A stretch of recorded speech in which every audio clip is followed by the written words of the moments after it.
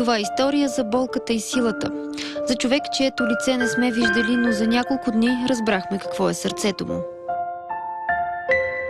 Един баща, който изгубил дъщеря си след дълга битка с рака, дари 5 милиона лева за изграждането на детска клиника за лечение на онкохематологични заболявания. Не пожела името му да стане известно. Пожела да изпълни последното желание на 15-годишната му дъщеря. Баща й да направи всичко възможно, за да не умират повече деца от рак.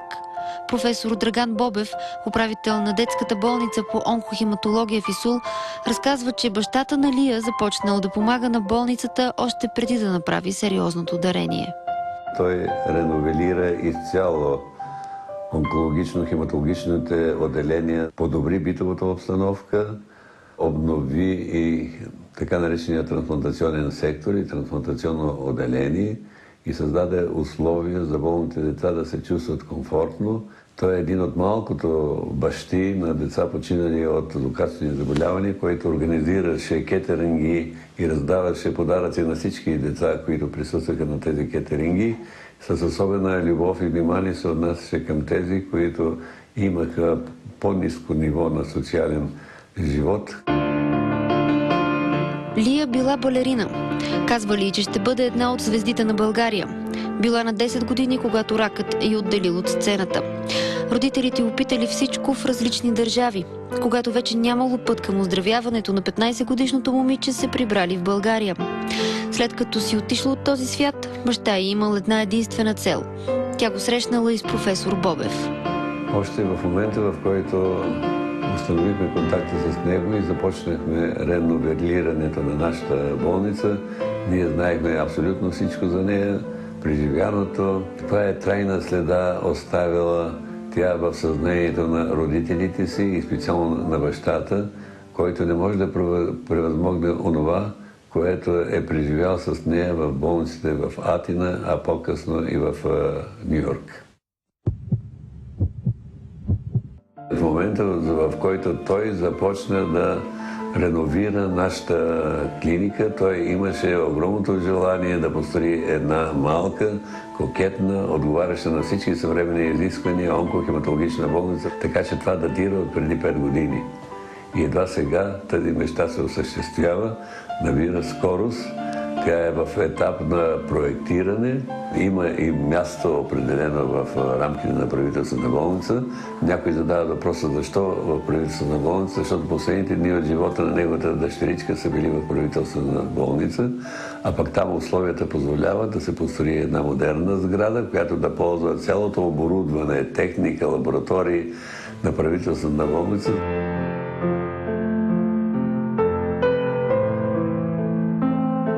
По пътя към мечтата на Лия, баща й продал всичко, което притежава. Това е голямата истина, за която някои медии се съмняват и търсят мистериозни фактори, които определят статута и възможностите на тази фондация Лия. Лия е фондация единствено на нейният баща. Това е името на загубената дъщеричка. Ще се появят и допълнителни спонсори и това ще му създаде сигурност при построяването на това болнично заведение, което ще бъде с мащаби и с стандарти, които да отговарят на всички съвременни изисквания. Научих какво значи бащински дълг, който не може да се превъзмогне. Професор Бобев вярва, че клиниката, която ще носи името на 15-годишната балерина, ще разполага с най-съвременното оборудване за лечение на онкохематологични заболявания. На това се надяват и родителите на Пламена и Симеон. Срещаме се с тях на 9-я рожден ден на момиченцето и с техните разкази за безсилието пред болката на децата им, за надеждата и пътят към адекватно лечение. Непрекъснато сме на лекарства, на поддържаща терапия. И за нея от изключителна важност да се правят профилактични прегледи, защото лекарствата, които ги приема, така увреждат други органи. Трудности много е имало с опойките за костно-мозъчната пункция, която се прави. Голями преживявания бяха с тези опойки и действително това се отразява на психиката. Трудности някой път с общуването с лекарите. Трудности за това, че всеки казва, то е така, сега Какво ще стане, ние не можем да кажем.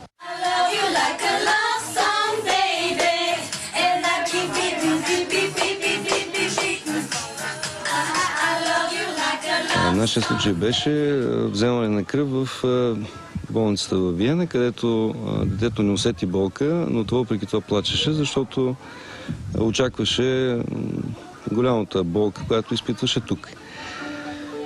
Разчитаме, че първо ще се промени отношението на лекарите и на сестрите към проблема с прилагането на всички съвременни технологии, говоря за манипулации, то главно е вливане на всякакви химии и така нататък. И чак тогава ще има някакво значение новата болница. Тя е едно страхотно начинание, но първото трябва да се подбере наистина ангажиран персонал, който персонал първо да го е грижа за децата, защото застраховане в тази болест няма. Родителите на Симеон и Пламенна не се познават лично с бащата на Лия, но виждат неговата помощ всеки път, когато влязат в детската болница. Знаем също, че на него са му казали да дострои двата етажа на съществуващата клиника. Тези пари щяха да стигнат за двата етажа, които той искаше да дострои, а не само да ремонтира съществуващите. Ще стигнат за още два етажа, оборудвани, построени с всички възможни екстра. Защо мога да кажа? Това не мога да кажа. Някой просто нещо не му е харесал цялата идея.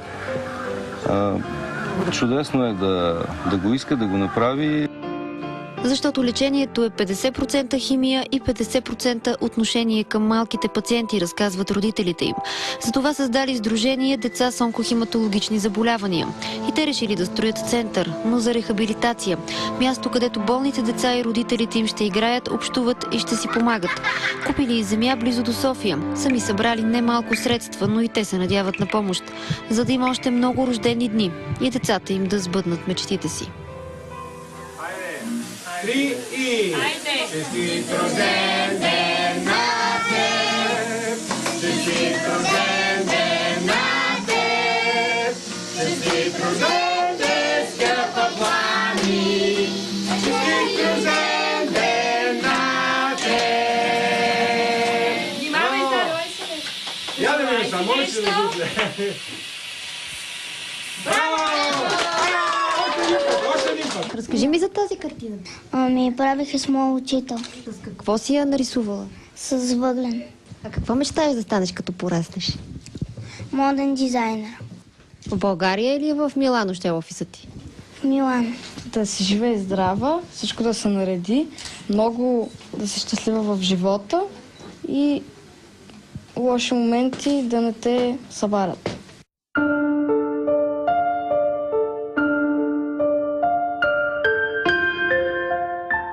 Адмирирам достоинството на този човек да се захване с такава благотворителна дейност и ако той желае, ние винаги ще бъдем до него във всичките моменти, когато трябва да се помага.